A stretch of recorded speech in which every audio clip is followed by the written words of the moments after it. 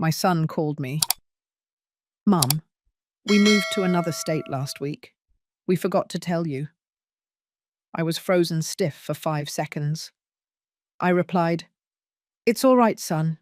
Good luck." I hung up. I opened my laptop and sent an email to my lawyer with a very special annex. 5 seconds. That was all it took for me to understand that my life had just split in two.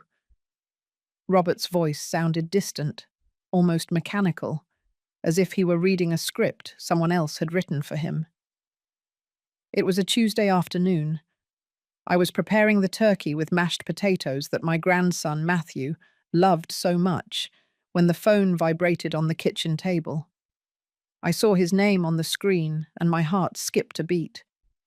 It had been 3 weeks since I'd heard from him. "Mum, I'm calling you quickly because I'm on my way out," he began, without even asking how I was. "We moved to Austin, Texas last week. Vanessa got an incredible job there. And well, we forgot to tell you. You know how these things are. Everything happened so fast. We forgot to tell you." As if I were the next-door neighbor, as if I were the lady selling cookies on the corner, as if I weren't the woman who gave birth to him, who stayed up all night nursing him when he had pneumonia at 7 years old, who sold her grandmother's jewelry to pay for his college. "It's all right, son," I replied. My voice came out calmer than I expected. "Good luck with this new chapter." I hung up before he could notice the trembling in my hands. The silence left in my kitchen was so heavy I could feel it crushing my chest. I looked at the turkey steaming on the stovetop, the freshly baked biscuits covered with an embroidered cloth, Matthew's toys that I still kept in a basket by the dining area. All of that, which I had prepared with so much love, suddenly felt like a mockery. But I didn't cry, not at that moment. I walked toward my room with steps that seemed to weigh tons, opened my dresser drawer and took out my laptop. The one Robert had given me 2 years ago, saying, "To keep you connected, Mum. You're not getting any younger." How ironic. I sat on the edge of the bed, the same bed I shared with George for 32 years before cancer took him from me. I opened my email with trembling but determined fingers. I typed the address for Mr. Williamson, my lawyer for life. He had handled George's will. He had been there when I inherited the property in the Upper West Side, that piece of land that is now worth more than $3 million. The same property where, just 8 months ago, I agreed to let Robert and Vanessa build our family home. Our home. What a joke. I drafted the message short, direct, without drama. "Mr. Williamson, I need us to start the process we discussed last week. I'm attaching all the documentation. It's time to act." And here came the best part. The annex. That file I had been secretly preparing for months, while they thought I was just a silly, sentimental old woman. Photographs, screenshots, audio recordings, copies of the documents I signed, without reading carefully, according to Vanessa, bank statements, everything. Every documented humiliation, every lie, every cent they took from me. I pressed send and closed the laptop with a dry click that echoed in my empty room. Because here is the truth that no one tells you when you are a mother. There is a moment when love meets dignity at a crossroads, and you have to choose. For years I chose love. I swallowed humiliations. I closed my eyes to disrespect. I justified the unjustifiable. "It's just that Vanessa comes from a difficult family," I would tell myself. "It's just that Robert is stressed with work. It's just that being a daughter-in-law isn't easy." Lies, I told myself, so I wouldn't have to face the most painful truth. My son had become a stranger, and I had allowed myself to be made an inconvenience in my own life. But that call, that "we forgot to tell you," spoken with such indifference, was the final straw. Or rather, it was the hammer blow that shattered the glass into 1,000 irreparable pieces. I got up from the bed, went back to the kitchen and turned off the stove. The turkey could wait, or maybe no one would ever eat it. It didn't matter anymore. What mattered was that for the first time in 4 years, ever since Vanessa entered our lives like a silent hurricane, I had made a decision, and this time, no one but me would be in control. I looked out the window onto the street. The children were playing soccer. Mr. Peterson was watering his plants. Mrs. Lois was sweeping her sidewalk like every afternoon. Life was following its normal course for everyone else. But for me, everything had just changed. I grabbed my phone again and looked at the last photo I had of Robert with me. He was 6 years old.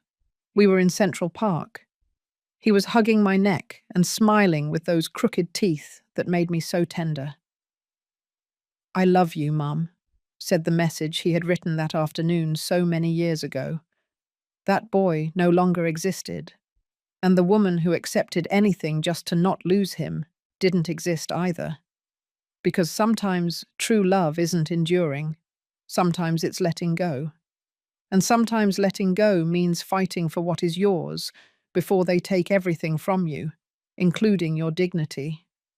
I put the phone in my pocket and took a deep breath. In 72 hours, my son would receive a legal notification that would change everything. And when that happened, he would finally understand that forgetting to tell your mother you moved has consequences, because I hadn't forgotten anything.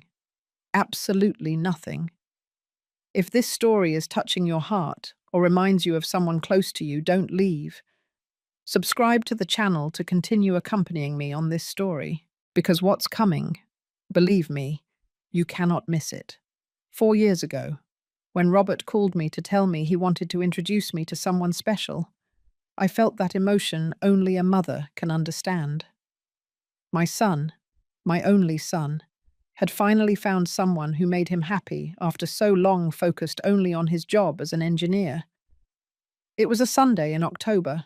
I had prepared the mac and cheese casserole, Robert's favorite dish since he was a kid. I set the table with the linen tablecloth George gave me on our 15th anniversary. I took out the good china. I even bought fresh flowers for the centerpiece. I wanted everything to be perfect. When the doorbell rang, I wiped my hands on my apron and opened the door with a huge smile. Vanessa was almost 5 feet 7 inches tall. She wore very high heels that made her seem even more imposing. And she wore a wine-colored pantsuit that screamed money. Her brown hair fell perfectly over her shoulders. Her makeup was impeccable. She was beautiful. I couldn't deny it. But there was something in her eyes, something I couldn't decipher at that moment. "Nice to meet you, Mrs. Helen," she said, extending her hand instead of giving me a hug. Her handshake was firm, almost aggressive. "Robert has told me so much about you." Robert was glowing. I had never seen him like that, with that light in his eyes, that unwavering smile. He was truly in love, and I wanted him to be happy. So I ignored that little voice inside me that told me something wasn't right. During the meal, Vanessa talked non-stop about her job at a consulting firm, about her trips to Chicago and San Francisco, about her ambitious plans. Robert barely got a word in.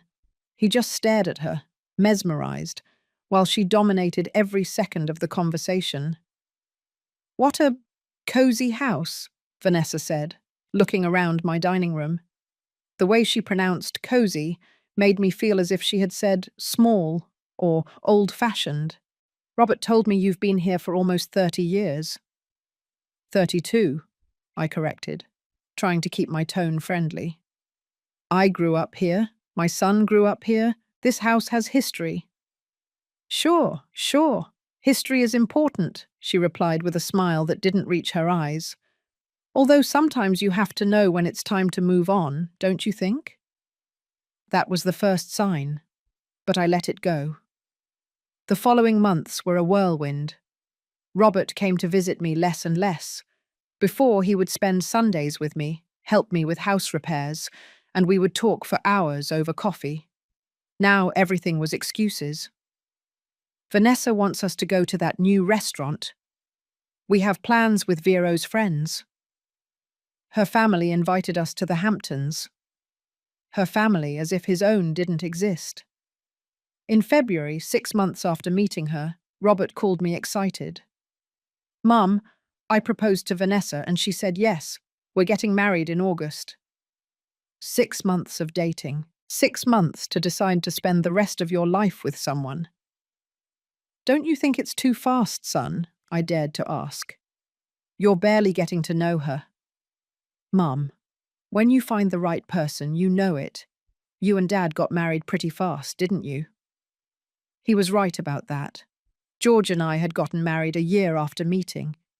But it was different, or so I wanted to believe. The wedding was at an elegant venue in Napa Valley. Vanessa wanted everything perfect, everything controlled. I offered to help with the expenses. After all, I was the groom's mother. Don't worry, Mrs. Helen, Vanessa told me with that condescending smile. My parents have already covered everything. You just relax and enjoy. I felt like a guest at my own son's wedding. During the ceremony, when the officiant asked if anyone had any objections, a thought crossed my mind. But I pushed it back, deep down. Robert looked so happy, so complete. Who was I to ruin that? After the wedding, things changed even faster. Robert and Vanessa moved to an apartment in Greenwich Village. A nice, modern, but very expensive place. When I went to visit them for the first time, Vanessa opened the door with a strained smile. Mrs. Helen, what a surprise. Robert didn't tell me you were coming. I talked to him this morning. He told me to stop by, I replied, carrying a container with the chili I had cooked for them. Oh, yes. Well, come in. Although I would have preferred we coordinate beforehand, to have the house presentable. The house was immaculate. Too immaculate. Like a showroom, not a home. That visit lasted 20 minutes. Vanessa had an important conference, and I understood that her job was very demanding. 3 months later, on his 34th birthday, Robert didn't answer my calls. I called him 5 times. Nothing. I sent him messages. Nothing. I spent the entire afternoon looking at the 3-layer cake I had baked for him, watching it sit there, intact, mocking me. The next day I received a brief message. Sorry, Mum. It slipped my mind. Vanessa organized a surprise party with her friends, and I disconnected from my phone. It slipped his mind. His birthday. The day I brought him into the world after 18 hours of labor. That night I cried for the first time. I cried hugging George's pocket watch, that watch he always carried, and that I now kept in my nightstand like a treasure. Oh, George, I whispered in the darkness of my room. What is happening to our son? But the worst was still to come. I couldn't even imagine what Vanessa had planned, or how she would use the mother's love I felt as a weapon against me. Because when December arrived and they invited me to spend Christmas with them, I thought things would get better. I thought maybe it was a matter of time, of Vanessa getting used to me. How wrong I was. The Christmas dinner was at Vanessa's parents' house in Beverly Hills, a mansion with 3 stories, a yard, and even a fountain. I arrived with my prime rib and my apple pie, proud to share our traditions. Vanessa's mother, Gabrielle, greeted me with feigned kindness. Oh, Mrs. Helen, you shouldn't have bothered. We already have the dinner catered here. My food ended up in the kitchen, tucked away among the dirty dishes. During dinner, I was seated at the end of the table, far from Robert. I heard laughter, toasts, conversations I wasn't a part of. At one point, Vanessa raised her glass and said, I toast to this beautiful family that welcomed me, to my parents-in-law who are no longer with us, but who would surely be proud of Robert. George wasn't there, but I was. I was there, alive, present, invisible. Robert didn't even correct his wife. He just toasted with a smile. That night I returned home by cab, alone, while everyone else was still celebrating. And there, in the back seat of that car that smelled of pine and old cigarettes, I made a decision. I was not going to beg for a place in my son's life anymore. If they wanted to push me away, let them try, but it wouldn't be as easy as they thought. The following months were like watching someone die in slow motion. Every unanswered call, every excuse, every "I'll call you later, Mom" that never came, was like tearing a piece of my soul away. February arrived with its cold air and its empty promises. On my 66th birthday, I woke up early as always. I made coffee, sat at the kitchen table, and waited. I waited for the call that always used to come at 7 in the morning without fail. The call where Robert would sing "Happy Birthday" out of tune but with all his heart, just like when he was a kid. 7 passed. 8. 9. At 10 in the morning, I received a text message. "Happy birthday, Mum.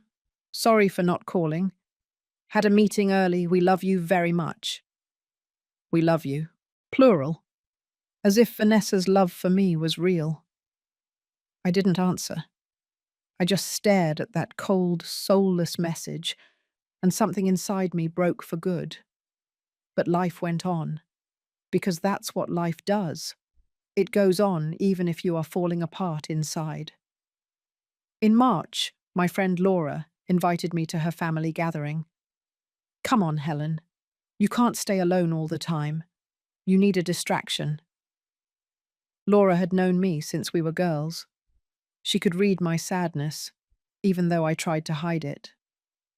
I went to that gathering, and that's where I heard the words that would confirm my worst suspicions.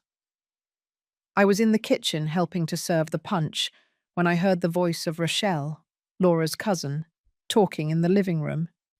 I didn't intend to eavesdrop, but my name floated into the conversation like an alarm. "Yes, my friend Sandy, who works with Vanessa, told me. She says that at the office, she constantly complains about her mother-in-law, that she is too dependent, that she's always seeking attention, that Robert can't live his life because his mother won't let go." The ladle fell from my hands, splashing hot punch on the floor. "And what does Robert say?" another voice asked. "Well, according to Sandy, Robert doesn't defend her anymore. She says Vanessa has him completely dominated, that Mrs. Helen called crying one day because she hadn't heard from them in 3 weeks, and Vanessa told Robert that his mother was manipulative, that she used crying to make him feel guilty." Manipulative. Me. The woman who had worked double shifts as a secretary so that my son could study engineering at a private university. The one who sold the deeds to the small plot of land my mother bequeathed me in the Bronx to pay for his exchange program to Europe. The one who became a widow and never remarried, to dedicate all her attention to that child who now saw me as a burden. I left that house without saying goodbye. Laura caught up with me on the street. "Helen, wait. Don't listen to them. It's just gossip." "Gossip?" I said, feeling the tears starting to burn my eyes. "Laura, my son doesn't talk to me. When he does, it's out of obligation. His wife hates me, and he lets her. That's not gossip. That's my reality." That night, alone in my house, I did something I never thought I would do. I opened Facebook and looked up Vanessa's profile. I didn't usually use social media, but I needed to understand. I needed to see what she was showing the world. Her profile was full of photos. Her and Robert at elegant restaurants. Her and Robert at the beach. Her and Robert at parties with friends. Perfect smiles, posed pictures, sappy captions about true love. I kept scrolling down and found a photo from Christmas, the same Christmas where I had been, invisible in that mansion. The photo showed Vanessa, Robert, and her parents. The caption read, "Family Christmas, Blessed to have the best in-laws in the world. I didn't exist. There wasn't even a mention, a comment, nothing. It was as if I hadn't been there, as if I didn't exist. I slammed the laptop shut so hard that the screen shook. My hands were sweating and my heart was beating so fast that I thought I would have a heart attack right there. But the worst came in April, during the family dinner organised by George's sister, my sister-in-law Patricia. It was her daughter's birthday, and we all gathered at her house in upstate New York. I arrived early, as always, to help with the preparations. Robert and Vanessa arrived 2 hours late. When they entered, Vanessa was wearing an ivory silk blouse that must have cost more than 2 months of my rent. Robert was carrying a bottle of wine that probably wasn't cheap either. They looked elegant, successful, perfect. "Sorry we're late," Vanessa said with that smile I knew so well. "We had a breakfast with investors. You know how business is." Patricia gave them their place at the main table. I had to sit with the distant cousins, near the kitchen. During the meal, Vanessa monopolized all the attention. She talked about her promotion at the company, about the new SUV they were about to buy, about their plans to travel to Asia in the summer. "And well," she said at one point, delicately wiping her mouth with her napkin, "we are also looking at options to move to a bigger house. The apartment has gotten too small for us." Robert nodded excitedly.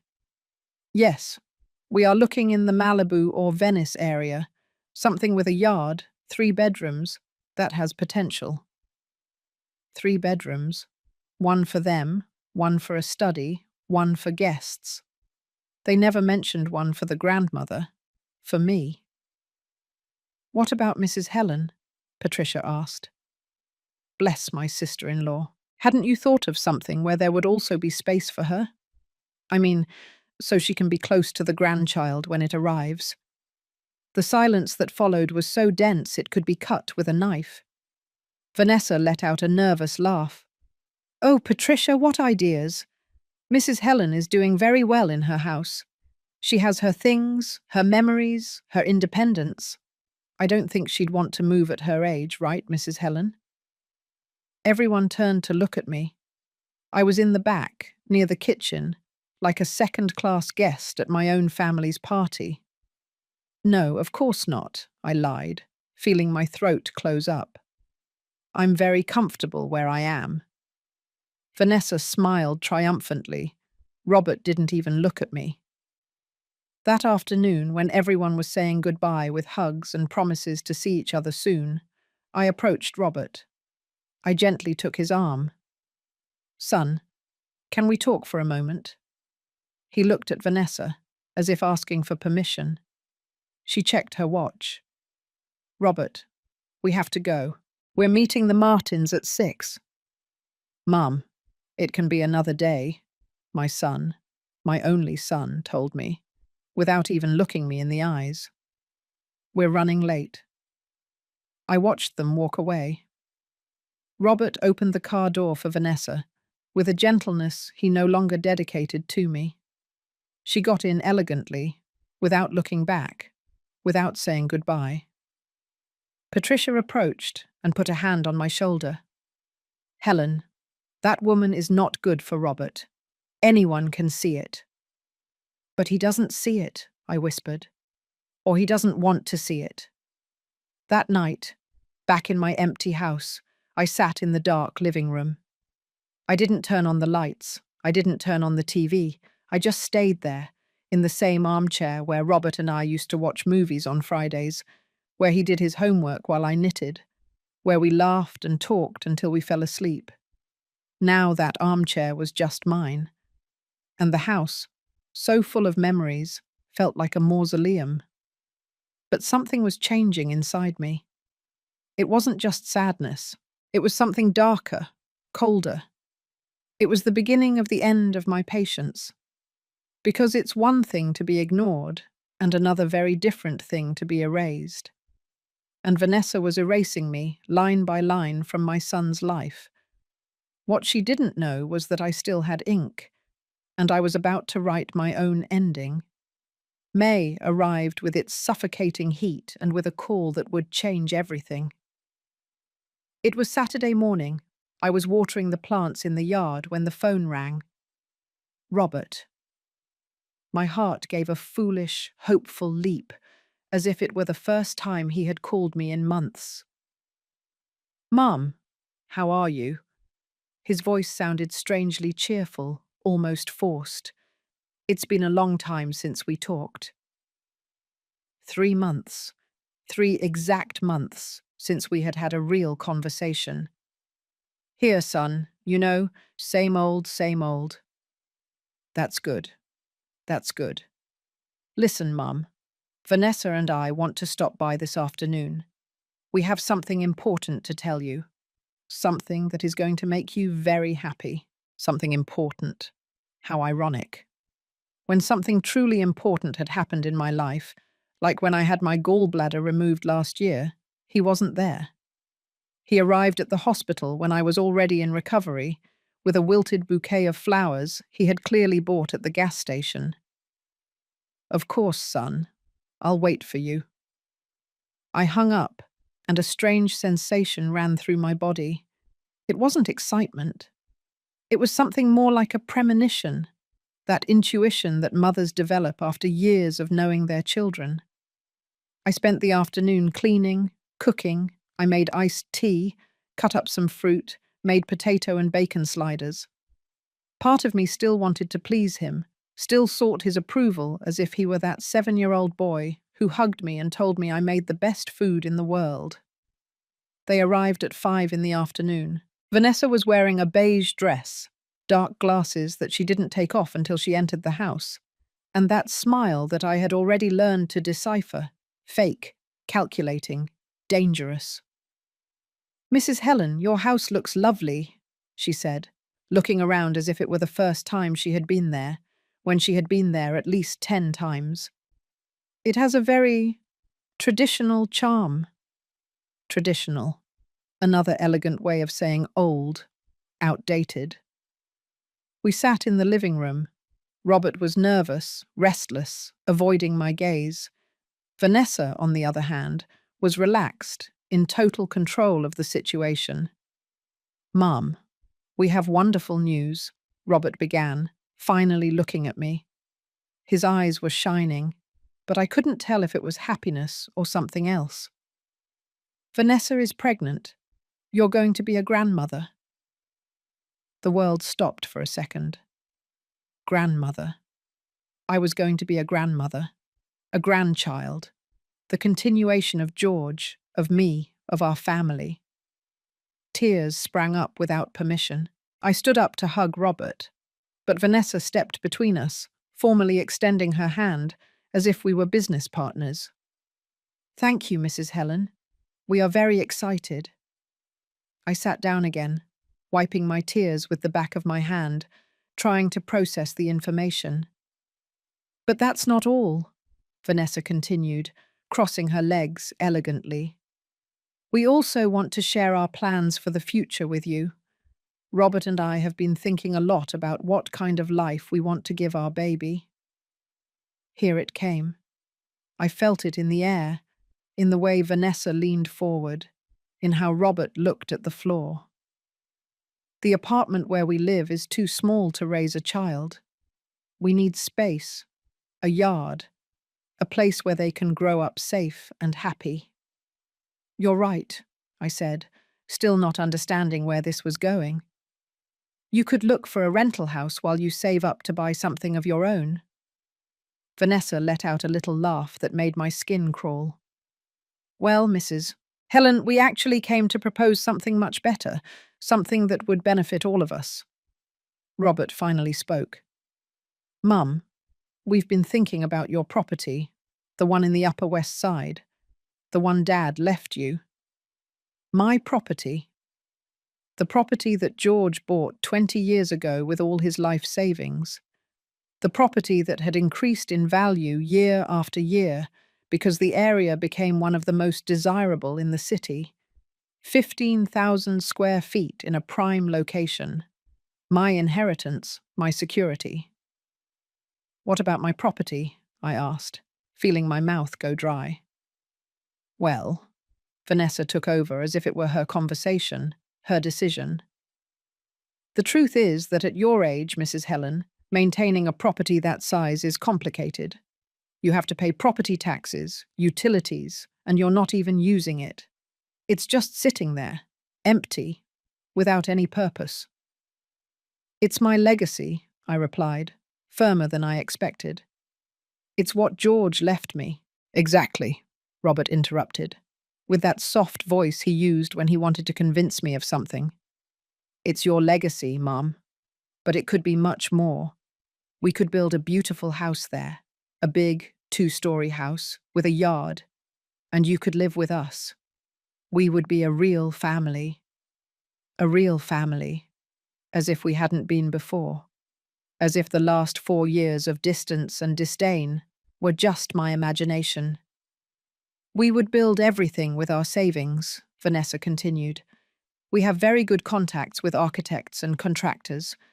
We would do something modern, functional, and obviously we would have a special space for you, Mrs. Helen. Your own bedroom with a bathroom, so you can have privacy but still be close to your grandson. My own bedroom, on my own property. How generous. I don't know, I said slowly, trying to order my thoughts. It's a very big thing. I need to think about it. Vanessa's mask cracked for a second. I saw frustration in her eyes. Mom! Robert knelt in front of me, taking my hands. It had been so long since he had touched me that I almost forgot what it felt like. Think about it. You could watch your grandson grow up every day. You wouldn't be alone in this big house. We would all be together, as a family. Isn't that what you've always wanted? He was right. It was exactly what I had always wanted. To be close to my son, to my future grandson. Not to wake up alone every morning in this house full of memories and empty of life. And how would it work exactly? I asked, feeling my resistance begin to weaken. The expenses, the construction, the ownership. Everything would be very simple, Vanessa said, pulling some perfectly folded papers from her purse. My friend Barry is a notary. He would help us with all the paperwork. Basically, you would keep ownership of the property, but you would give us legal permission to build. It's a temporary contract while the house is being built. Afterward, when everything is ready, we can make the final arrangements so that we are all registered as owners. All very transparent, all legal. The papers trembled in my hands. There was fine print, long paragraphs, legal terms I didn't understand. I don't know, let me read it carefully. Consult with Mr. Williamson. Mr. Williamson? Vanessa almost spat out the name. That man must be like 80 years old, Mum. With all due respect, we need up-to-date lawyers who understand how things work now. Mr. Williamson was 74 and had been George's trusted lawyer for 30 years, but Vanessa had a way of making you doubt everything, even the people you trusted most. Mum, Robert squeezed my hands. Trust me. When have I ever let you down? That question hurt more than he could imagine, because the answer was constantly, for the last 4 years. But at that moment, with his pleading eyes and the promise of a grandson, of a united family, of not being alone anymore, all that clouded my judgment. All right, I whispered, but I want to read everything before signing. Vanessa smiled, and that smile should have warned me that I had just made the biggest mistake of my life. The next 3 months were a whirlwind of contradictory emotions. On one hand, Robert was back in my life. He called me almost every day, stopped by to see me on weekends. He even accompanied me to the supermarket one Saturday like when he was a kid. On the other hand, something didn't feel right. It was as if everything was too perfect, too sudden. Vanessa organized everything with military efficiency. She arrived at my house with folders full of blueprints, catalogues of finishes, construction company quotes. Always smiling, always kind, always pushing to make things move faster. "Mrs. Helen, look how beautiful these porcelain floors would look in the living room," she would say, showing me decorating magazines. "And in your bedroom, we could put a huge closet with space for all your things." My bedroom. Every time she said it, something in my stomach twisted. One afternoon in July, Vanessa arrived with Barry, the notary. He was a man in his mid-40s, expensive suit, practiced smile, handshake that was too firm. "Mrs. Helen, it's a pleasure. Vanessa has told me wonderful things about you," he said, opening his briefcase on my dining table. "We are going to make this quick and simple so you don't get complicated." Quick and simple. Those words should have alarmed me. He put a stack of documents in front of me.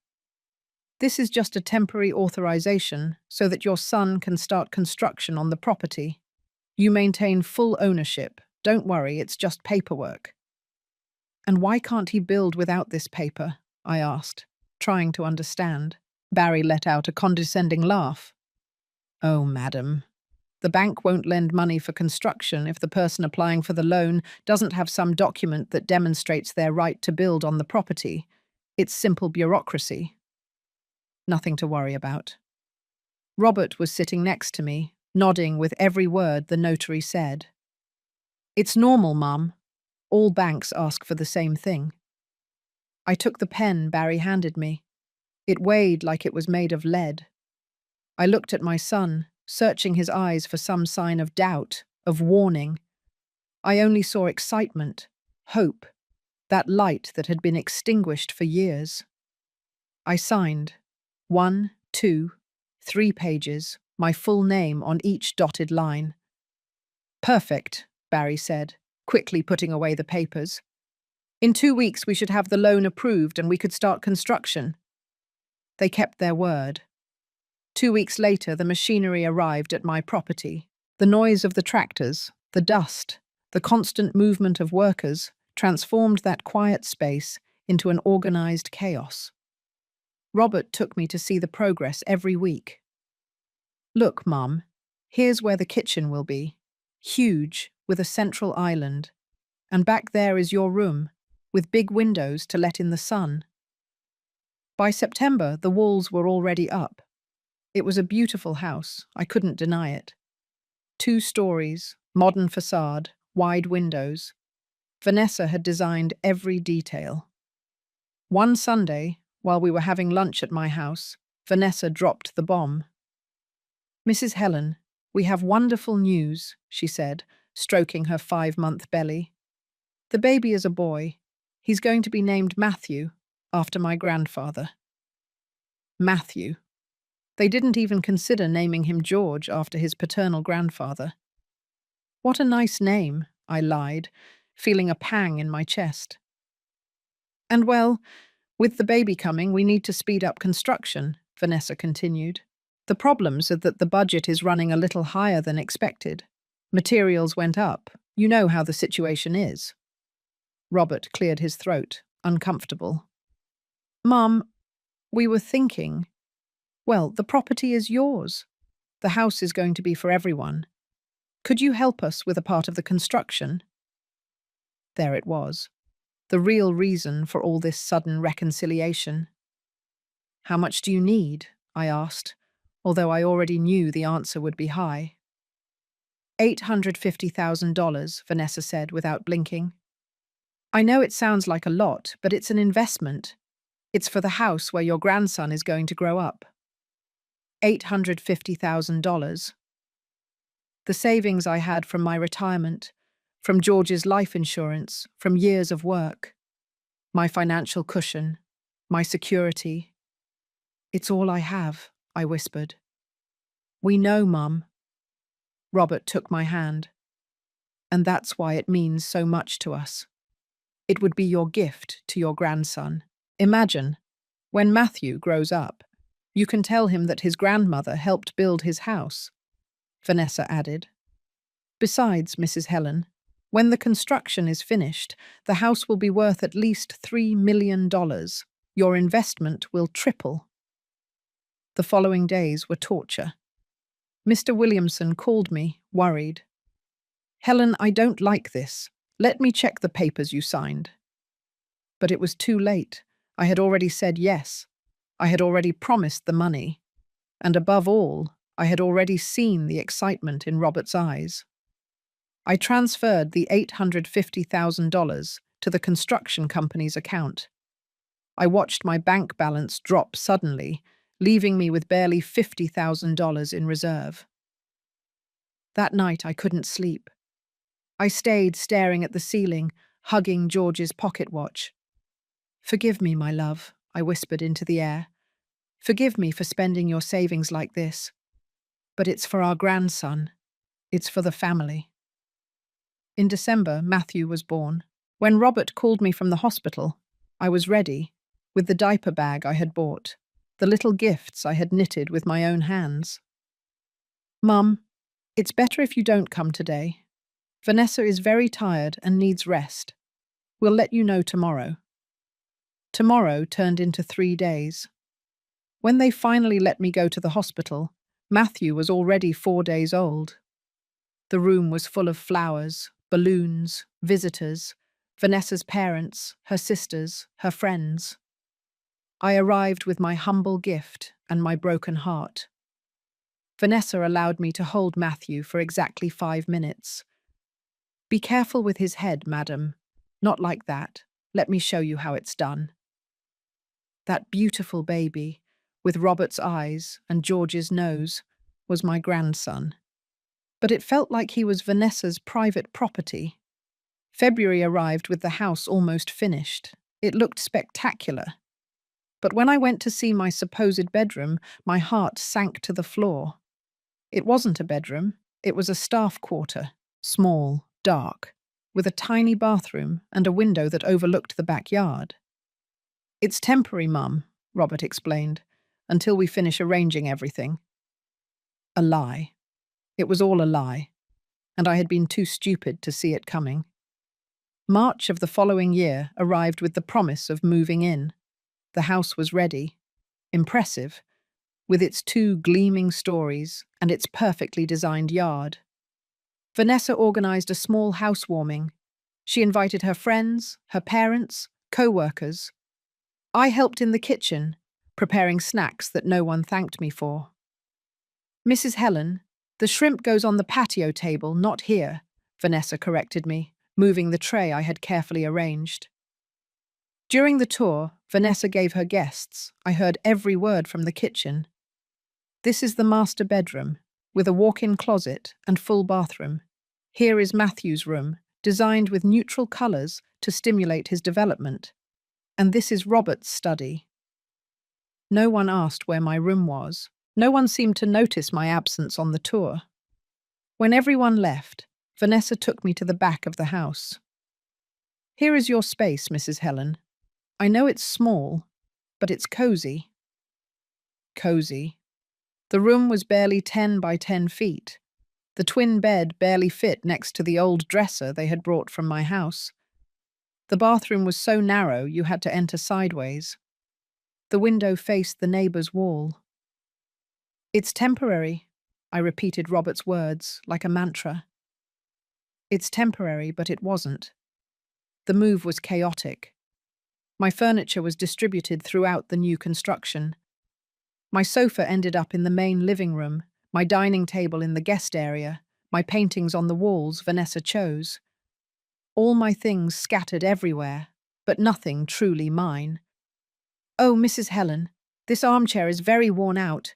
We better put it in storage, Vanessa said, pointing to the armchair where George read the newspaper every morning.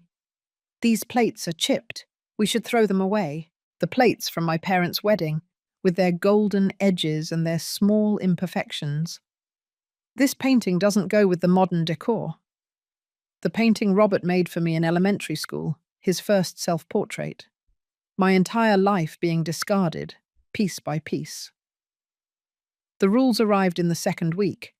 Vanessa called them cohabitation agreements, and wrote them on a sheet of paper that she taped to the refrigerator with a magnet. Kitchen hours, 7 to 8 a.m. and 6 to 7 p.m. Outside these hours, please do not use the stove. Do not receive visitors without giving 24 hours notice. Laundry days, Tuesday and Friday. Maximum 2 loads. Prohibited from entering Matthew's bedroom without authorization.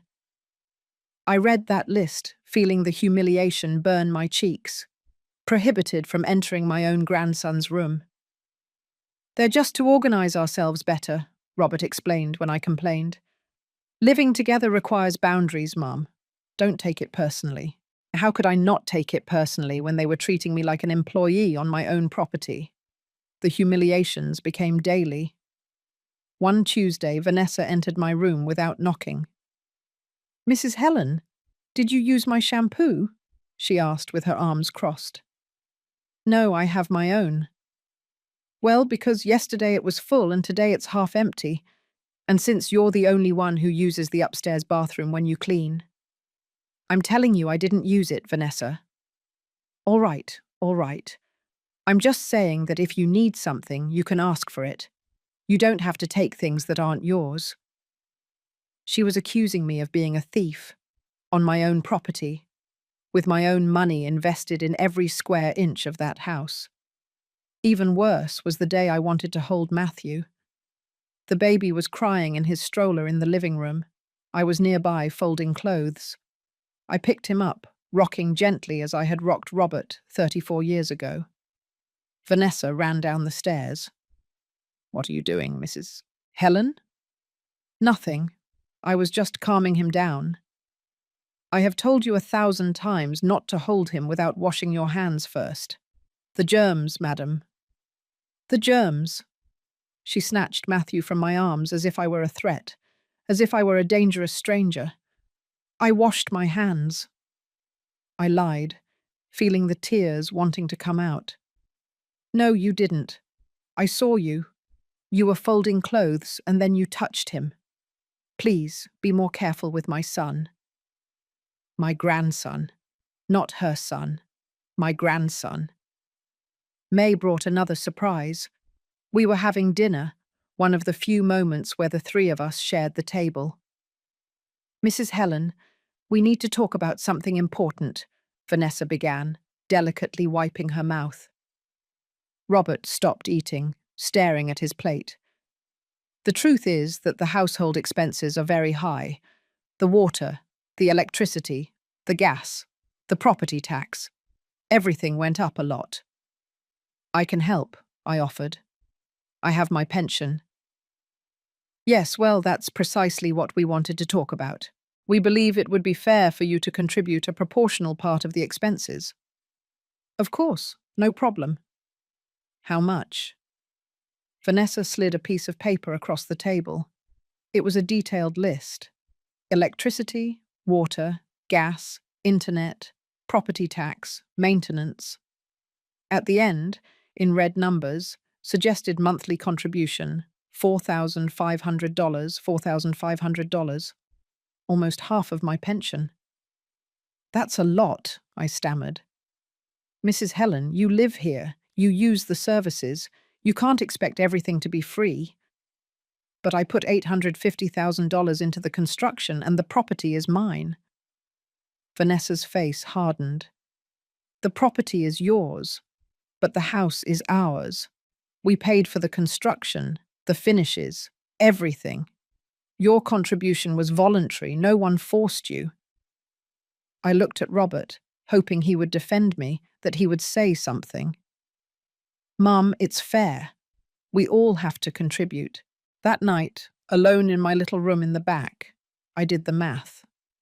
With the monthly payment, I would have barely $3,000 left for food, medicine, transportation, everything. And I still had to pay for health insurance. I sat on the edge of the bed and took George's watch from the nightstand drawer. "They're stealing from me, my love," I whispered to the watch.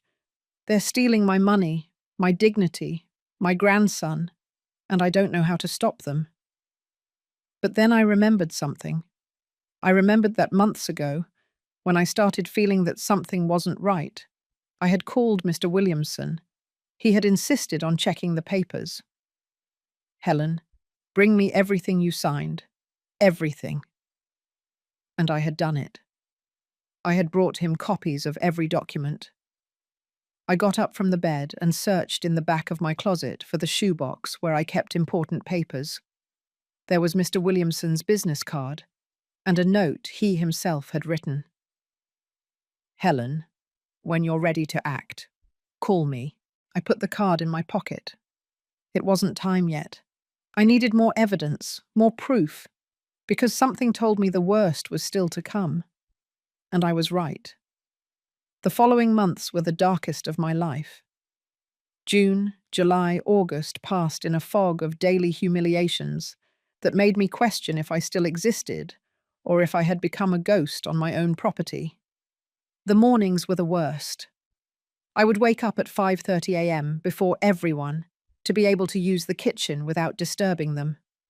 I prepared my coffee in silence, being careful not to let the coffee maker make noise. Once I dropped a spoon into the sink and Vanessa came down furious. Mrs. Helen, it's 6 o'clock in the morning. Matthew just fell asleep 2 hours ago. Can you be more careful?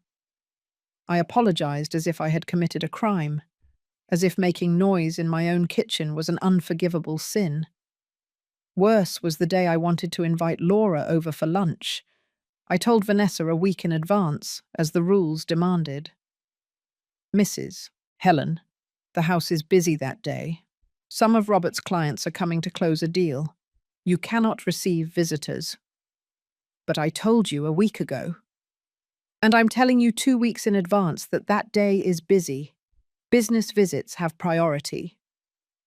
I had to cancel on Laura. I can't host you here. Should we meet at your house? I wrote to her, feeling the shame burn to my bones. Helen, what is going on? She asked me on the phone. That house is on your property. How can you not receive visitors? I didn't know what to answer, because explaining it out loud would make everything too real, too pathetic. In July, my sister Connie came from Florida to visit me. I hadn't seen her in 2 years. When she arrived and saw where I had been relegated, her eyes filled with tears. Helen, this is a staff quarter. What did they do to you? It's temporary. I lied again. That lie, I didn't even believe myself anymore. During her 3-day visit, Connie saw everything. She saw how Vanessa spoke to me in that condescending tone. She saw how Robert ignored me when his wife was present. She saw how they forbade me to hold Matthew without supervision. That baby is your grandson, Helen. You have rights. I don't want to cause trouble. Matthew is Vanessa's son. She decides. Matthew is your son's son, and you are his grandmother. React, sister. They are trampling on you. But I remained paralyzed. I still believed that if I behaved well, if I obeyed all the absurd rules, eventually things would get better. August brought the final straw. Vanessa found a lipstick stain on a towel. Mrs. Helen, did you use the white towels from the guest bathroom? No, I have my own. Well, someone used them and stained them, and since you clean the bathrooms, it wasn't me, Vanessa. Well, someone has to replace those towels. They cost $800 a set. I'm going to deduct $200 from your next payment. My next payment? As if I were an employee. As if the $4,500 I was already paying monthly wasn't enough humiliation. That night, I called Mr. Williamson from my room, with the door closed and speaking in whispers. Mr. Williamson, I need to know exactly what I signed. I need to know if I can do anything. Helen, I've been waiting for you. Come to the office tomorrow. I have information you need to know. The next day, I made up that I had a doctor's appointment. I took the subway to downtown. I walked the 3 blocks to the old building where Mr. Williamson had his office for 40 years. He greeted me with a paternal hug. He offered me coffee, made me sit down. Then he took out a thick folder. Helen, what I'm about to tell you, you're not going to like, but you need to know it. My heart started beating faster. The papers you signed were not a temporary authorization. It was a transfer of construction rights. Basically, you gave Robert and Vanessa the legal right to build on your property and register the construction in their name. The world started spinning. What does that mean? It means that the house, even though it's on your property, is legally theirs. If they wanted to, they could sue you for land use and force you to pay rent to live there. But Barry said it was temporary, that I would maintain ownership. Barry lied. Or worse, he knew exactly what he was doing. I have investigated that notary. He has several lawsuits for real estate fraud. He's a close friend of Vanessa's. They work together regularly. Tears began to fall uncontrollably. Mr. Williamson, I invested $850,000. It's all I had. I know, Helen, and there's more. I investigated Vanessa's finances. She has $420,000 in credit card debt. She is being sued by 2 banks. That woman is desperate for money. Everything began to make sense. The convenient pregnancy, Robert's sudden interest, the quick construction, the constant pressure. What can I do? I asked, wiping my tears. We can sue. We have grounds for fraud, to recover your investment, to fight for the property. But I need you to bring me more evidence, recordings, messages, documents, everything you can get. I left that office a changed person. I was no longer the naive grandmother who believed in her son's good intentions. I was a woman who had just realized she had been scammed by her own family. I bought a small recorder at a downtown stall, $400 that hurt to spend, but that I knew was an investment. On the way back home, or what was left of it, Vanessa was waiting for me at the door. Where were you, Mrs. Helen? I looked for you all afternoon. Matthew was crying, and I needed you to watch him while I worked. I had a doctor's appointment, I told you. Well, next time leave your phone on. I called you like 10 times. I checked my phone. There were no missed calls. That night, in my room, I turned on the recorder and hid it in the pocket of my robe. From that moment on, every conversation, every humiliation, every absurd order was recorded. September arrived with the rent collection. Vanessa called me to the living room. Mrs. Helen, the $4,500 monthly is no longer enough. The utilities went up. Starting this month, it will be $6,000. $6,000, more than half of my pension. I can't pay that, Vanessa. Then we'll have to look for other alternatives. Maybe it's time for you to look for a more affordable place to live. The recorder in my pocket captured every word, every veiled threat, every attempt to get me off my own property. And I kept gathering evidence. I continued to be the obedient old woman who didn't cause trouble, because now I had a plan. Now I knew exactly what I had to do. I was just waiting for the perfect moment to act. October found me transformed. On the outside, I was still the same submissive Helen, the one who asked permission to use her own kitchen, the one who bowed her head to every order from Vanessa. On the inside, I was a woman on a mission, a woman who documented every injustice with the precision of a detective. The recorder became my best ally. I carried it in the pocket of my robe, in my grocery bag, hidden among the cleaning rags when I cleaned. Every conversation was recorded, every humiliation, every threat, every lie. One afternoon, while pretending to clean Robert's study, I found something that chilled my blood. On his desk, half hidden under some papers, there was a document from the bank. A statement for a mortgage loan. I took out my phone with trembling hands and took a picture. The loan was for $1,200,000. The collateral, my property. The guarantee, the construction registered in Robert and Vanessa's name.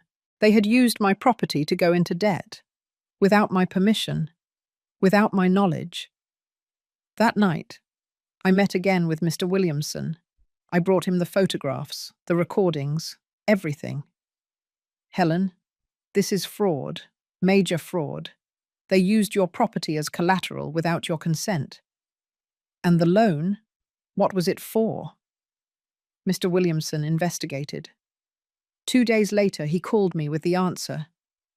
The money was used to pay Vanessa's debts and to buy the new SUV they have. It wasn't for the construction. The construction was paid for by you with your $850,000. I sat on a park bench, where no one could hear my conversation. The world spun around me as I processed the information. I also discovered something else, Mr. Williamson continued. Barry, the notary, was disbarred from the Notary College 3 months ago. The documents you signed do not have full legal validity. There are irregularities. What does that mean? It means we can fight, and we can win, but we need to act fast, before they try to legalize something else or sell the property. Sell? Can they do that? With the fraudulent documents they have, they could try. I've seen cases like this. That's why we need to move now, Helen.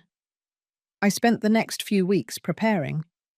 Mr. Williamson drafted the lawsuit, real estate fraud, illegal use of property as collateral, falsification of documents, dispossession. We gathered all the evidence, the recordings, the photographs, the bank statements, testimonies from Laura and Connie. We also investigated Vanessa more thoroughly. Mr. Williamson hired a private investigator. What we discovered was devastating. Vanessa had 2 maxed-out credit cards. She owed $420,000, as Mr. Williamson had said, but she also had a lawsuit for fraud from a previous company where she worked. She had falsified invoices. She had been fired and sued. Robert knew none of this. My son had married a professional liar and didn't even know it. One night in November, while we were having dinner, Vanessa dropped another bomb. Mrs. Helen, Robert and I have been thinking, this cohabitation situation is not working out. Robert looked at his plate, unable to look me in the eyes. We think it would be better for everyone if you looked for your own place, a small apartment, close by. That way we would maintain our independence, but we would still be in contact. The recorder in my pocket captured every word. But this is my property, I said softly without getting upset. Yes, but the house is ours, and living all together is causing friction. You deserve your peace of mind, Mrs. Helen. We can help you with the rent for a place for the first few months, while you settle in. They wanted me out. They wanted my property, my investment, my legacy, and they wanted to toss me out like an old piece of furniture that was no longer useful. Let me think about it, I said, getting up from the table. In my room, I called Mr. Williamson. It's time. Prepare everything. I want to act next week. Are you sure, Helen? Completely sure. The following days were the most difficult of my life, continuing to feign normalcy, knowing what was coming, watching Robert play with Matthew, knowing that in days our relationship would change forever. Part of me still loved my son. I still wanted to believe that he was Vanessa's victim, that she had manipulated him. But another part, the part that had awakened after months of humiliation, knew the truth. Robert had chosen. He had chosen money, comfort, the easy life, and he had sacrificed me in the process. On the Tuesday of the following week, Robert called me. It was midday. I was at the market buying vegetables. Mum, I'm calling you quickly because I'm on my way out. We moved to Austin, Texas last week. Vanessa got an incredible job there. And well, we forgot to tell you. You know how these things are. Everything happened so fast. The world stopped. The vegetable lady was charging me, but I wasn't listening to her. I only heard those words. We forgot to tell you. They had moved. With my grandson. With my $850,000 invested. With my property mortgaged. And they had forgotten to tell me. It's all right, son, I replied with a calm I didn't feel. Good luck with that new chapter. I hung up. I left the vegetables there, unsold. I walked straight home, went up to my room and closed the door. I opened my laptop. I had bought it at a cyber cafe nearby, paying in cash so Vanessa wouldn't know I had one. I opened my email. I drafted the message to Mr. Williamson, Chiddiam's son. It's time. Let's start everything today. I'm attaching the last recordings. I pressed send. Then I did something else. I went into the family WhatsApp group, the one with my sisters-in-law, my cousins, my sister. I wrote a long, detailed message. I told them everything. The scam, the fraud, the humiliations, Vanessa's debts, the illegal loan. I attached photos of the documents. I pressed send and turned off the phone. I sat on the edge of my bed. I hugged George's watch. That's it, my love. I'm tired of being the fool. I'm tired of letting them trample on me. Now it's my turn. In 72 hours, Robert would receive a court summons, an order to freeze accounts, a lawsuit for fraud that could send him to jail. And when that happened, he would finally understand that forgetting about your mother has consequences. Because I hadn't forgotten anything. And now, finally, it was time to collect. That night I didn't sleep. I stayed sitting on the edge of my bed, staring at the phone turned off on the nightstand. Outside, the city continued its normal rhythm. Dogs barked, cars passed, life went on. But inside me something had changed forever. At 6 o'clock in the morning I turned on the phone. Messages immediately started arriving. Laura, Connie, my sisters-in-law, my cousins, everyone had seen what I shared in the family group. Helen, I can't believe what they did to you.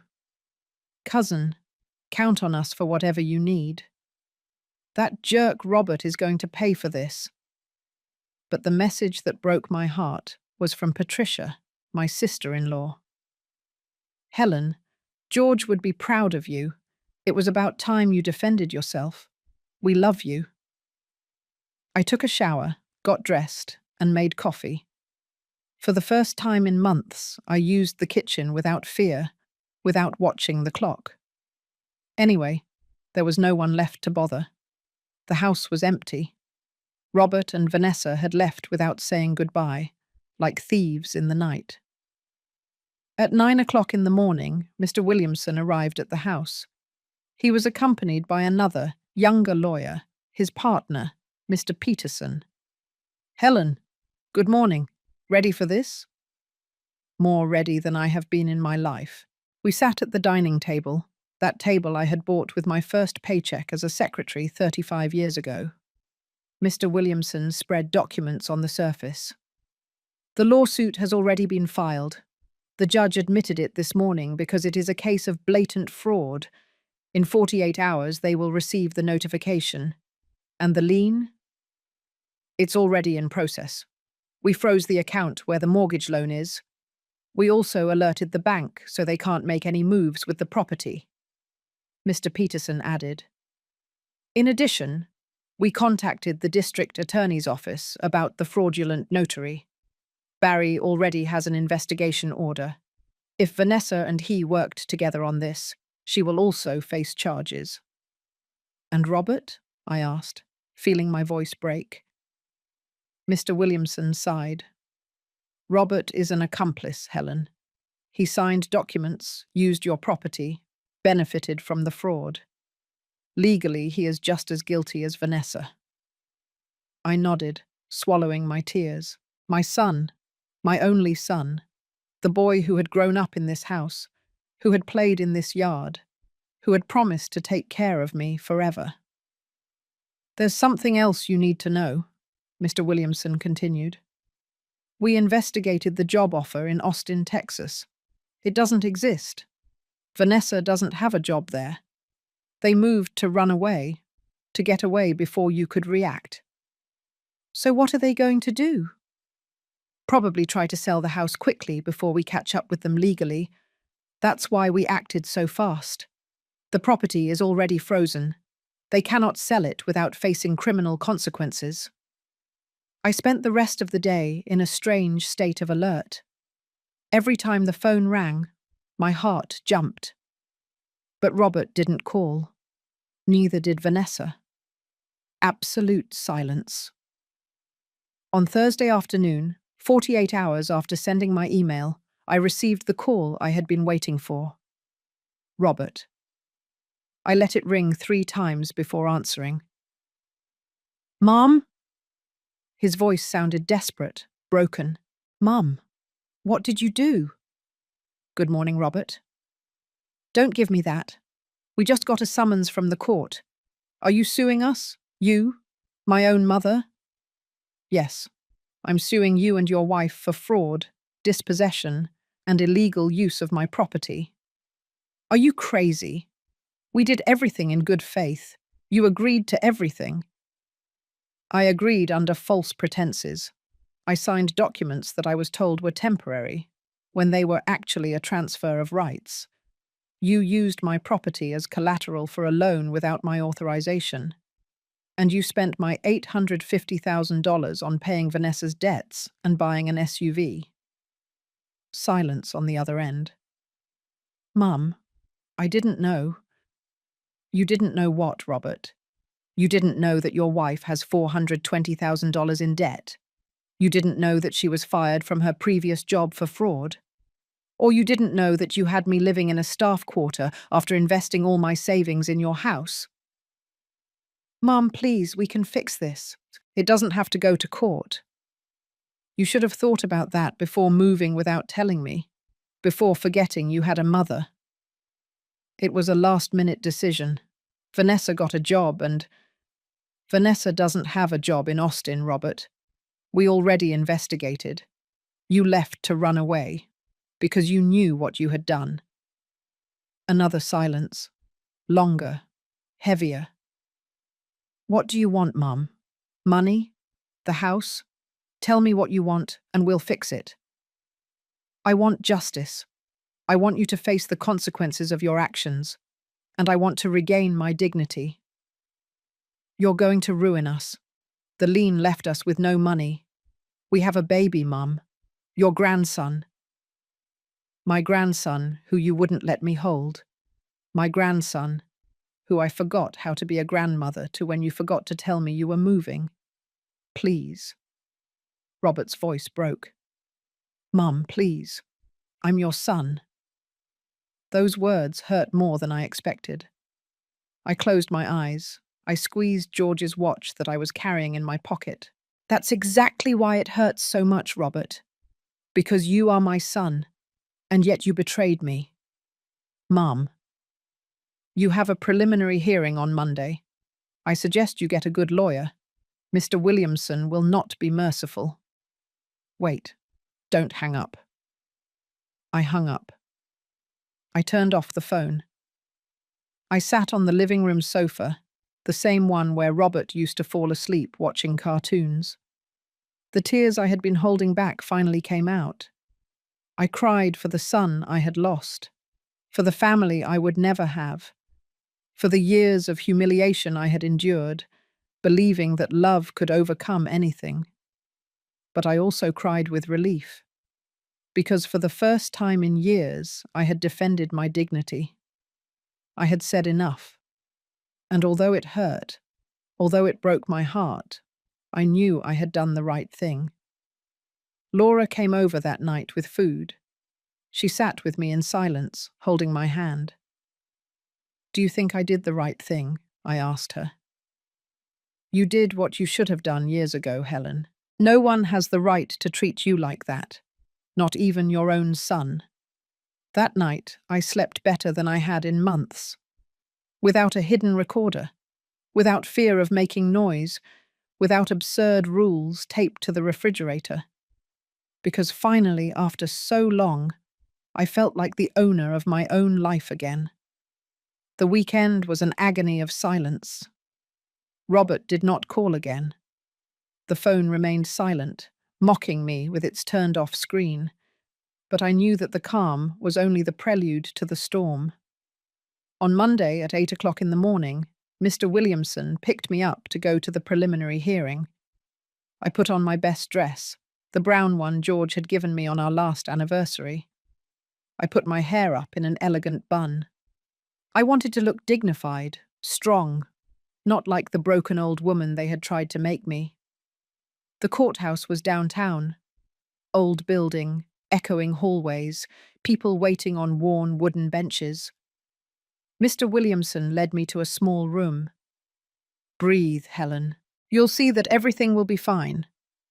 At 9 o'clock sharp, we entered the courtroom. And there they were. Robert in a suit, with dark circles, haggard. Vanessa in a discreet black dress, her hair pulled back, minimal makeup. She tried to look vulnerable, like a victim, but I already knew her game.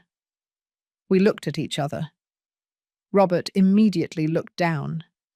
Vanessa held my gaze with pure, undisguised hatred.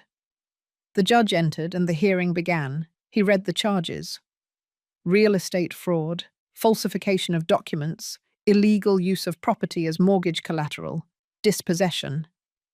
Their lawyer, a young guy in a cheap suit, tried to argue that everything had been a misunderstanding, that I had given my consent, that it was a family dispute that did not warrant legal action. Mr. Williamson destroyed every argument with surgical precision. He presented the recordings where Vanessa threatened to kick me out. He presented the documents of the fraudulent loan. He presented the report on Barry, the corrupt notary. "Your Honor," Mr. Williamson said firmly, "my client is a 68-year-old woman who was systematically dispossessed of her legacy by her own son and daughter-in-law. She invested $850,000 of her only savings, believing she was building a family home. Instead, she was relegated to a staff quarter, forced to pay rent on her own property, and finally abandoned without even a goodbye." Robert wiped his tears. Vanessa remained rigid, calculating. The judge reviewed the documents with a serious expression. Then he looked at Robert. "Mr. Smith, is it true that you used your mother's property as collateral for a mortgage loan without her explicit consent?" Robert stammered. I thought she knew." "Yes or no, Mr. Smith?" "Yes, Your Honor." "And is it true that you moved your residence without informing the owner of the property where your home was built?" "Yes, but—" "Enough." The judge closed the folder with a dry thud. "I declare the lawsuit admissible. The lien on the property and bank accounts is maintained. A criminal investigation is ordered against Ms. Vanessa Rogers for her relationship with the notary Barry Hill. Next hearing in 30 days for the presentation of additional evidence." The gavel fell. Vanessa abruptly stood up. "This is unfair. That manipulative old woman tricked us. She signed everything voluntarily." "Order!" the judge shouted. "Ms. Rogers, one more outburst, and I will hold you in contempt. Be dismissed." We left the room. In the hallway, Robert caught up with me. He looked devastated, as if he had aged 10 years in a week. "Mom, please, let's talk. This doesn't have to destroy our family." "Robert, you destroyed our family when you decided that I didn't matter." "It was Vanessa. She convinced me of everything. I didn't know about her debts, her legal problems. She lied to me." Vanessa approached like a caged beast. "Now you blame me. You agreed to everything. You signed the papers. Because you told me it was normal, that all families did it that way."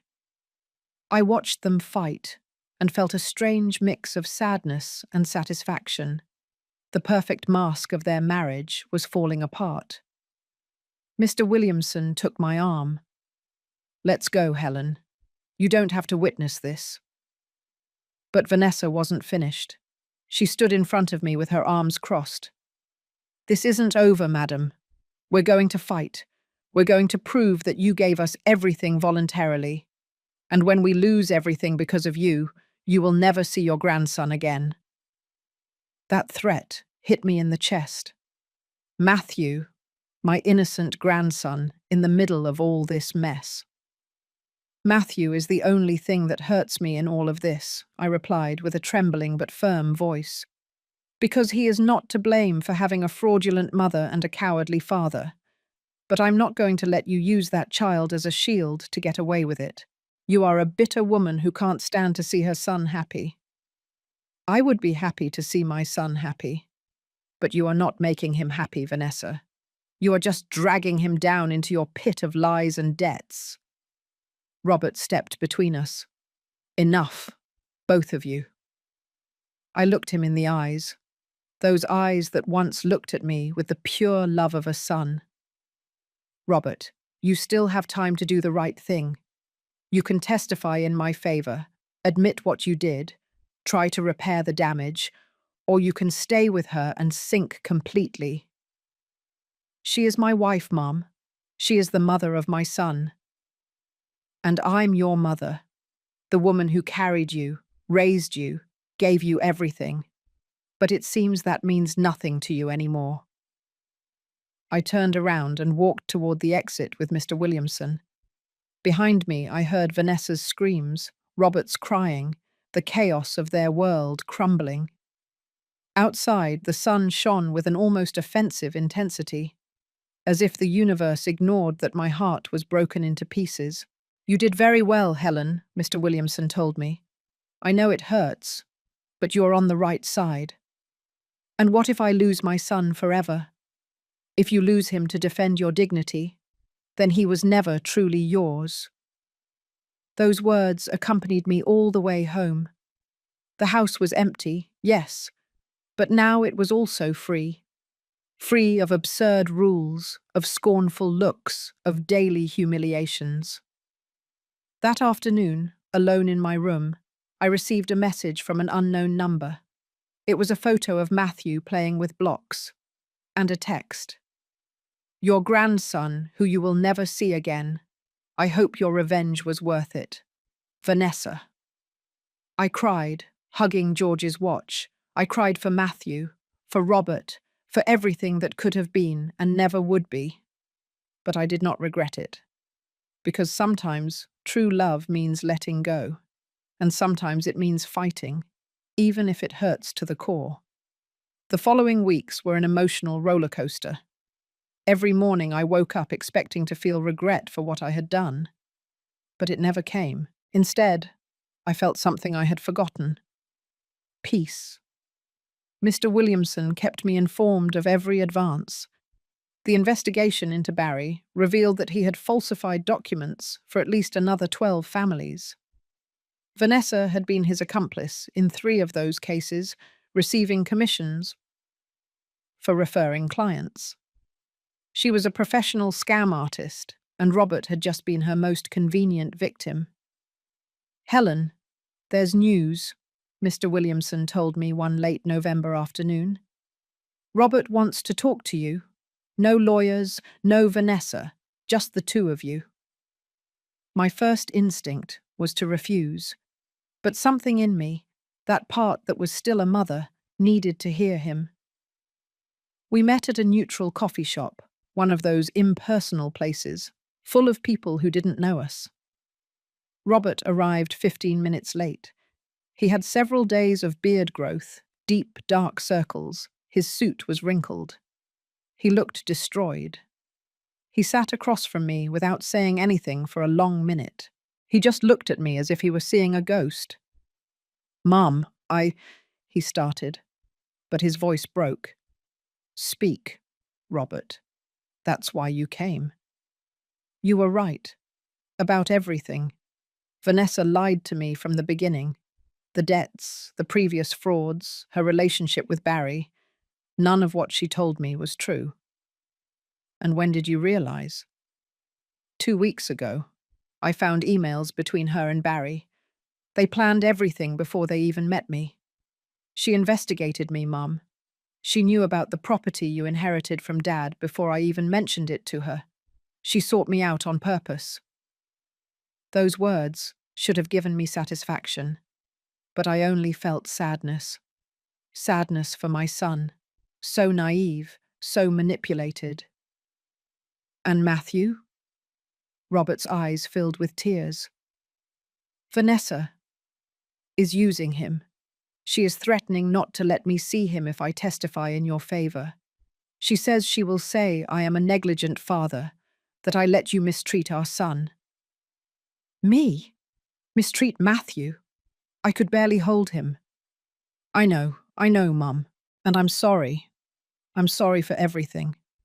I'm sorry for how we treated you. I'm sorry for stealing from you. I'm sorry for not defending you when she humiliated you. I'm sorry. His voice was lost in sobs. Seeing my son cry broke my heart, but I wasn't going to give in.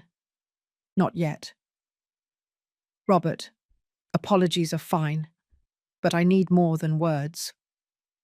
I know. That's why I came. I'm going to testify. I'm going to tell the truth about everything, about how Vanessa planned everything, about the fraud, about how we treated you. I'm going to face the consequences. And Vanessa? I already filed for divorce. Mr. Williamson referred me to a lawyer. I'm going to fight for custody of Matthew, although I know it will be difficult. I reached my hand across the table and touched his. It was cold, trembling. Son, you did terrible things. You hurt me in ways I didn't know were possible. But you are still my son, and if you are willing to do the right thing, to face the truth, then we can try to rebuild something. Will you forgive me? Forgiving you will take time. Trusting you again will take even longer. But I'm willing to try. As long as you understand one thing, I will never again allow myself to be treated the way I was treated. I will never again be the convenient mother who accepts crumbs of attention. I don't want you to be that, Mum. I want you to be my mother, the strong woman who raised me, the one who taught me that doing the right thing sometimes hurts, but it's necessary. 2 weeks later was the second hearing. This time Robert sat on my side. His testimony was devastating. He told everything. How Vanessa manipulated him, how they planned to use the property, how they relegated me to the staff quarter, how they charged me rent. Vanessa looked at him with pure hatred as he spoke. Her lawyer tried to discredit him, but the evidence was overwhelming. The emails between her and Barry, the falsified documents, the testimonies from neighbors who had seen how they treated me. The judge listened to everything with an increasingly severe expression. When the declarations ended, he took just 5 minutes to deliberate. I have seen many cases in my career, but this one is particularly painful, he began. A mother dispossessed by her own family, an elderly woman treated as an inconvenience on her own property. Vanessa tried to interrupt, but her lawyer stopped her. Therefore, he ruled in favor of the plaintiff, Mrs. Helen Smith, the immediate return of the amount of $850,000 is ordered, plus interest and damages. The mortgage loan is annulled after being obtained through fraud. The ownership of the construction is reverted to Mrs. Smith. Vanessa jumped up, screaming, "We don't have that money, it's impossible." Then the construction will be seized and auctioned. The proceeds of the sale will cover the debt. Furthermore, Ms. Rogers will face criminal charges for fraud.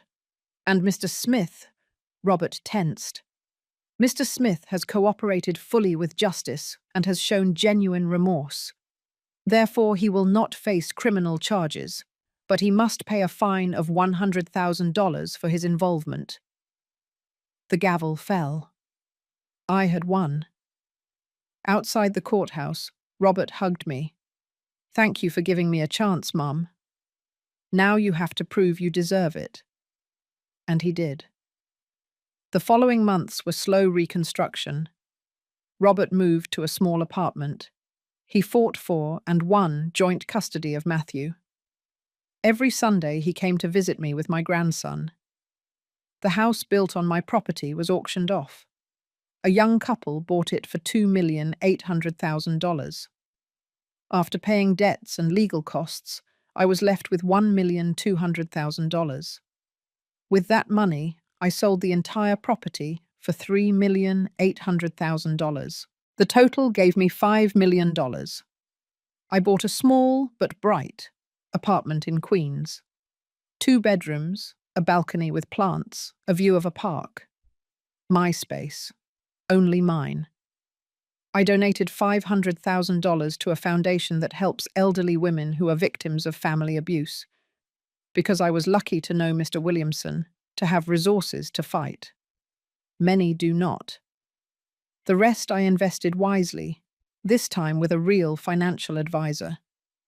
One Sunday afternoon, Robert came with Matthew.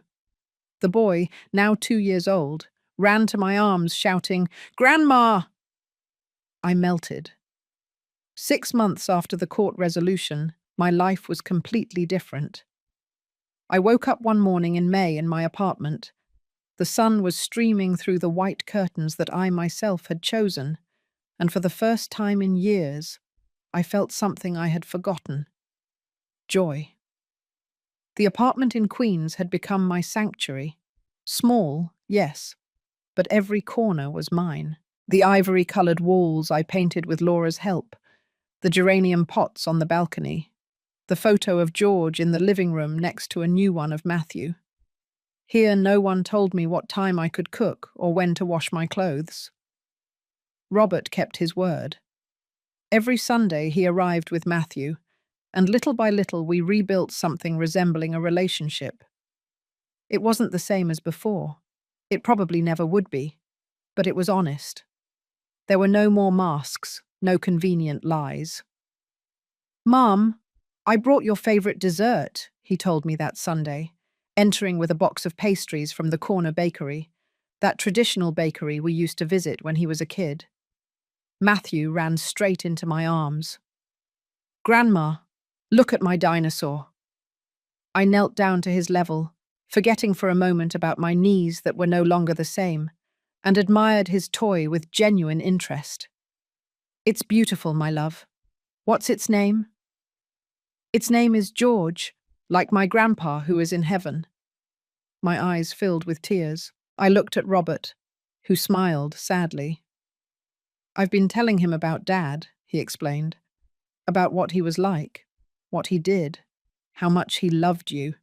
I want Matthew to know where he comes from." While Matthew played in the living room, Robert and I sat on the balcony with coffee. "How are things with Vanessa?" I asked, not out of morbid curiosity, but because her situation affected my grandson. "The divorce was finalized last week. She has partial custody, but with supervision. The judge didn't trust leaving her alone with Matthew after everything that came out in the trial." "And how is she?"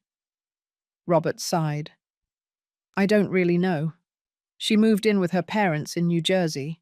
She's facing fraud charges along with Barry. Her lawyer says she'll probably get a suspended sentence for being a first-time mother, but she'll have a record." "Do you hate her?" My son thought for a long time. "No, I think I pity her. She's a person who never learned to live without deceiving. But she's not my problem anymore. My priority now is Matthew and rebuilding my life." "And with me? How do you feel about me?" "Ashamed. Every day. Every time I see this apartment and think it could have been bigger, more comfortable, if we hadn't stolen from you. Every time I see Matthew and think about how they forbade you to hold him." "Robert." "No. Let me finish.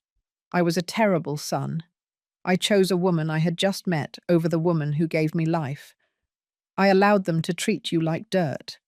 And the worst part is that a part of me knew it was wrong, but it was easier to look the other way. And what did you learn from all this? That silence makes you an accomplice, that true love requires courage, and that you, Mum, are the strongest person I know. I took his hand. I'm not strong, son. I just got tired of being weak. That Sunday, after they left, I stayed on the balcony watching the sunset. The city stretched out before me. Millions of lives, millions of stories, and I was just one more. An older woman who almost lost everything, but who found the strength to regain her dignity. My phone vibrated. It was Patricia, my sister-in-law. Helen, did you see today's newspaper? No, why? There's an article about Barry and other corrupt notaries. They mention your case. They say that thanks to your complaint, 5 other families were also encouraged to sue. I looked up the article online. There was my story, without my full name, but recognizable. And at the end, the journalist wrote, "This woman proved that it is never too late to defend what is yours. Her courage opened the way for other victims to find justice." I closed the phone and looked at George's photo. I did it, my love. It cost me, it hurt me, it almost destroyed me, but I did it. 2 weeks later, I received an unexpected call. It was from the foundation I had donated money to. "Mrs. Smith, we would like you to come and give a talk. There are many women going through similar situations to yours. Your story could help them." At first I hesitated. I didn't consider myself an example of anything. But then, I thought of all the Helens in the world, the ones who were in that staff quarter, swallowing humiliations, believing that love means enduring everything. I accepted. The talk was at a community centre in Brooklyn. There were 40 women, most over 50, all with stories of family abuse, dispossession, manipulation. When I finished telling my story, many were crying. A woman about 70 years old approached afterward. "I've been living with my daughter and son-in-law for 10 years. They treat me like a servant, but I thought that's how it had to be, that I had no choice." "There is always a choice," I told her, taking her hands. "Maybe it's not easy, maybe it hurts, but your dignity is worth more than the comfort of staying silent." Those words became my new purpose. I gave 3 more talks that year. I helped 2 women contact lawyers. I started a small support group that met every month in my apartment. 1 year after the trial, on my 69th birthday, Robert arrived early with Matthew. "Happy birthday, Mum. I have something for you." He handed me a small box. Inside was a watch. Not just any watch. It was George's pocket watch, but now restored, shiny, working perfectly. "I know how much it means to you. I took it in for repair. Now it works like new." I held it in my hands, listening to its constant ticking, and I thought about all the road travelled, the losses, the battles, the small and great victories. "Thank you, son." "No, Mum. Thank you for not giving up, for teaching me that it's never too late to do the right thing." That night, alone again, but no longer lonely, I sat on my balcony with a cup of tea. The city shone below, full of possibilities. I thought about the Helen of 2 years ago, the one who lived in a staff quarter asking permission to exist. And I thought about the Helen of now, the one who had her own space, her own voice, her own life. 18 months after the trial, I received a certified letter. The envelope was thick, official, with the logo of the Superior Court of Justice. For a moment, the old fear returned. Vanessa had appealed. Was there a new problem? I opened the envelope with trembling hands. But it wasn't what I feared. It was a notification that the case had been definitively closed. Vanessa had been sentenced to 2 years of suspended prison and 5 years of probation for fraud. Barry had received 4 actual years. Everything was officially over. I called Mr. Williamson immediately. "You saw it, didn't you?" he said with a satisfied voice. "Complete justice, Helen. It doesn't always happen this way." "Mr. Williamson, I can't thank you enough for everything you did for me." "Helen, I just did my job. You did the hard part. You had the courage to defend yourself when it would have been easier to stay silent. That afternoon, I decided to do something I had been postponing. I went to the cemetery where George rested. I hadn't visited his grave in months, busy with my new life, with rebuilding everything I had lost. I cleaned the gravestone carefully. I changed the wilted flowers for fresh gladiolus, his favourites. I sat on the bluish grass, not caring about dirtying my skirt. "It's all over now, my love," I told him softly. "I regained our dignity. I regained the value of what we built together. And although it almost cost me our son, I think in the end I regained him too." The wind blew gently, moving the leaves of the trees. I wanted to believe it was George telling me he was proud. "I wish you could see Matthew. He looks so much like Robert when he was little. He has that same loud laugh, that same curiosity about everything, and he calls me Grandma with so much affections that sometimes I forget all the bad things that happened." I stayed there for another hour, telling him everything. The Sundays with Robert, the talks at the community centre, the women I had helped, my apartment that smelled of coffee and fresh flowers every morning. When I got up to leave, I left something next to the flowers. It was a photocopy of the final sentence. I wanted George to know somehow that I had fought for what he had left me. The following Sunday, Robert arrived with news. "Mum, I got a promotion, regional manager. It's a lot more money, but also more responsibility." "Congratulations, son. Your father would be proud." "There's something else.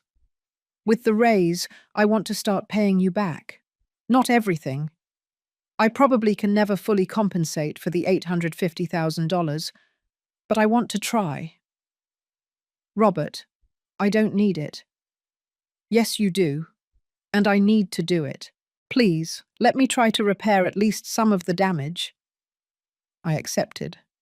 Not because I needed the money, but because I understood that it was part of his healing process.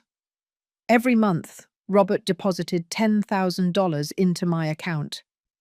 It wasn't much for him with his new salary, but for me it represented something more valuable than money. It represented responsibility, maturity, redemption. In October, I turned 70 years old. Robert organized a surprise party in my apartment. It wasn't big. There were no luxuries. Laura, my sister Connie, who traveled from Florida, Patricia with her daughters, some new neighbors who had become friends, and the women from the support group I had formed were there. Matthew ran toward me shouting, "Surprise, Grandma, I helped you choose the cake." It was chocolate, my favorite. Simple, but perfect. During the party, as I watched all those people who truly loved me, who were celebrating with me, not out of obligation, but out of genuine affection, I understood something. I had gained much more than I had lost. Yes, I had lost money. I had lost years of relationship with my son.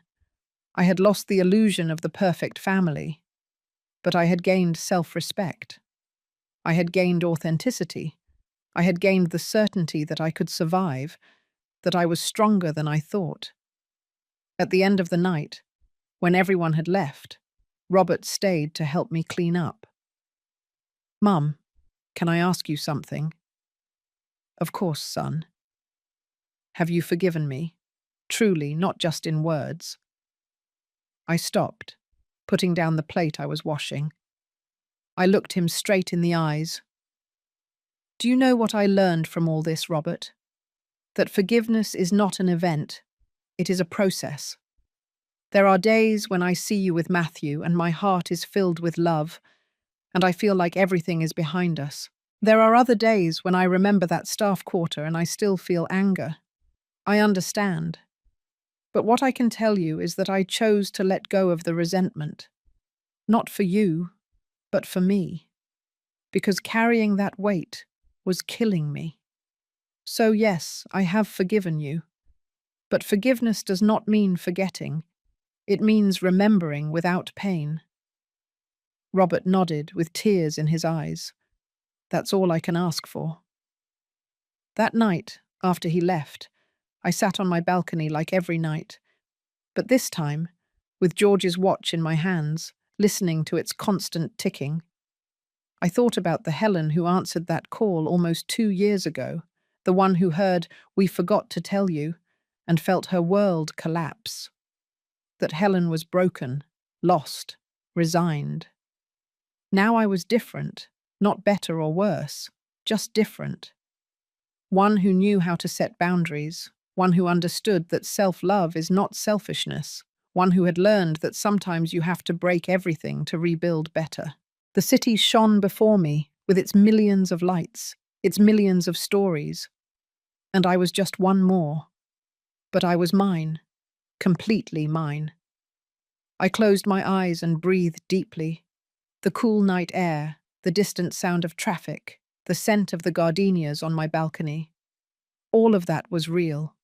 All of that was mine. And for the first time in years, that was more than enough. 2.5 years after that call that changed my life, I found myself sitting on my balcony again, but this time with a notebook in my hands. One of the women in the support group had suggested I write my complete story. Mrs. Helen, what you went through needs to be told.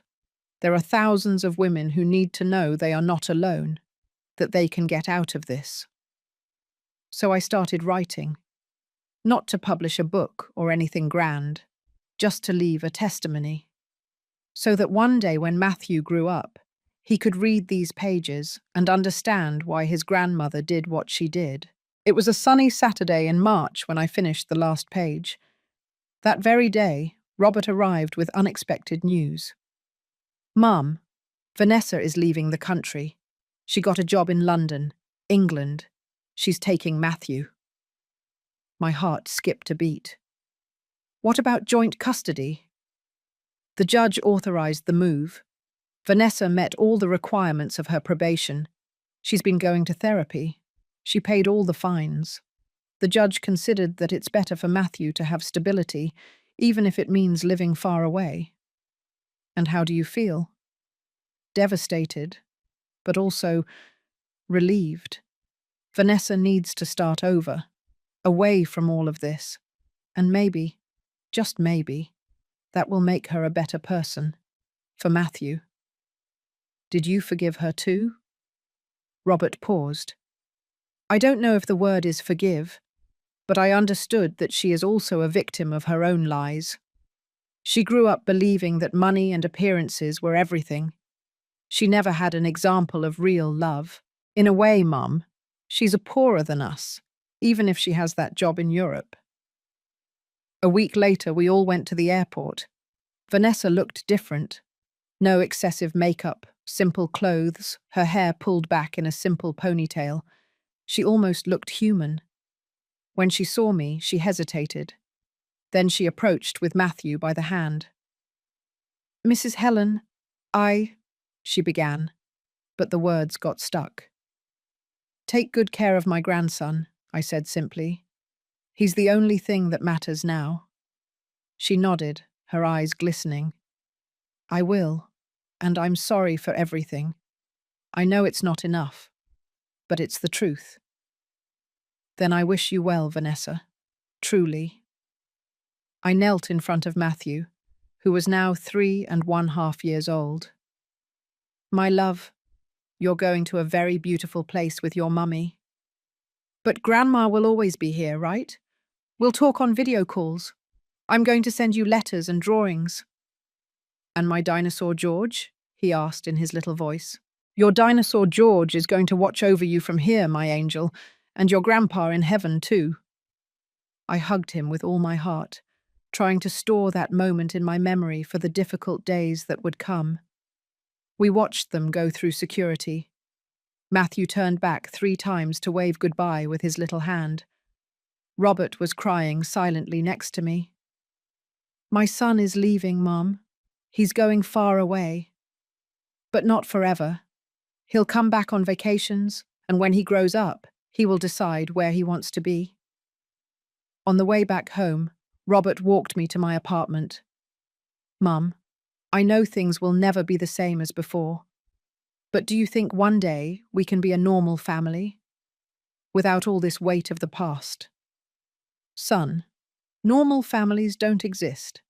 They all have their problems, their secrets, their scars.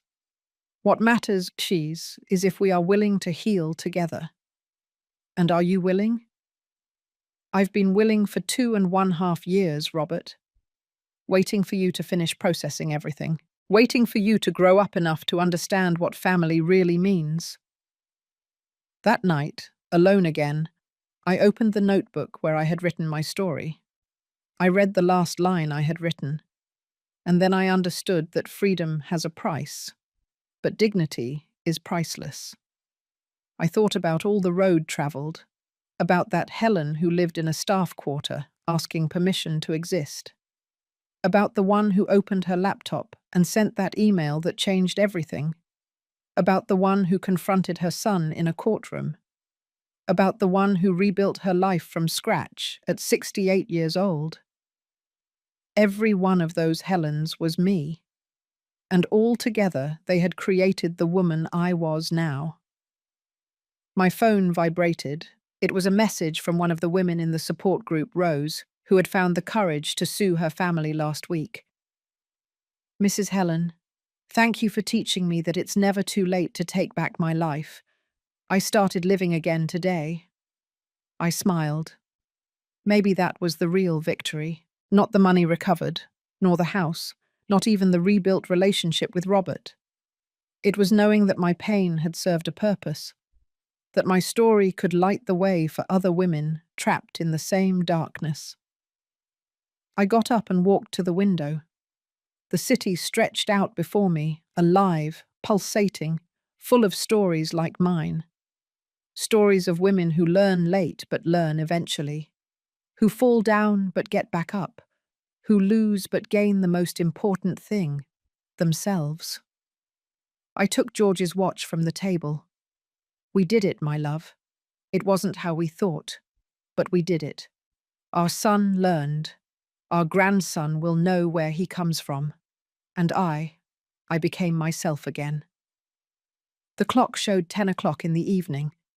A new day would begin in 2 hours. A new day where I would choose how to live, what to do, who to be with. A new day of freedom. Because in the end, that's what I had won. Not a perfect house or a perfect family.